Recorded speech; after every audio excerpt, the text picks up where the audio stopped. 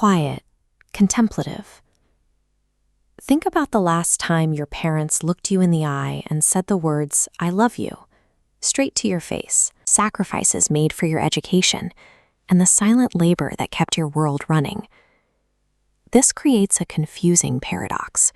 You know you are loved, the evidence of their hard work is undeniable, yet you carry a persistent ache because the emotional exchange feels incomplete.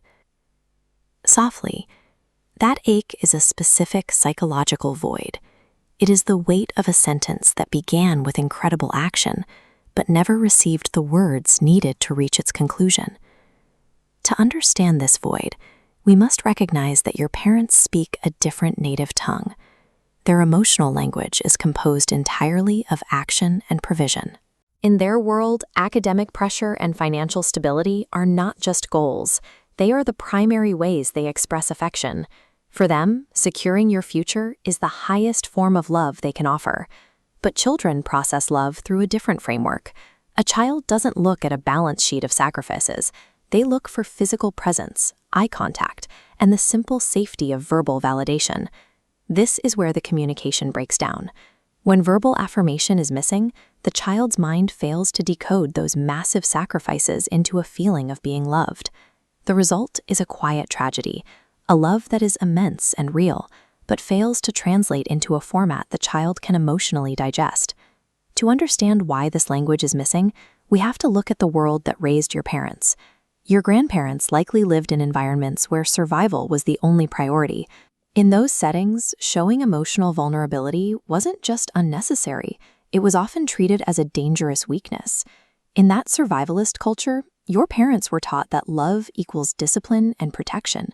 The vocabulary for softness and verbal warmth was never part of their education.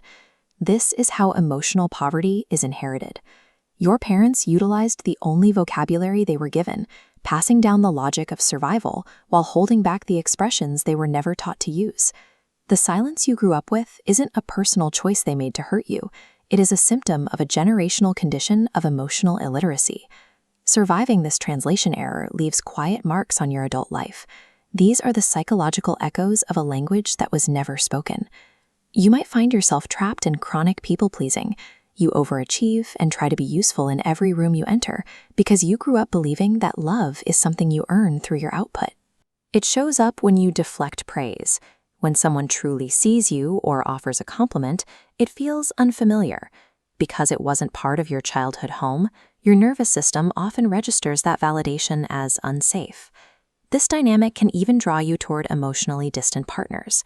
You might find yourself chasing people you have to work for, because that struggle for affection feels like home. This often leads to a persistent feeling that you are never enough. No matter the success or the degree, that original craving for verbal approval remains an open wound. These patterns in your adult life are the downstream results of that original translation gap. They represent the impact of a love that was real, yet lacked the vocabulary to connect. Healing begins when you replace your childhood resentment with an understanding of your parents' limited vocabulary. Knowing they didn't have the words makes it possible to stop looking for a verdict on your worth in their silence. You are allowed to honestly grieve what you didn't receive. Acknowledging that you needed more warmth isn't a betrayal of their hard work. It's the honesty required to start moving forward. You have the opportunity to be the cycle breaker.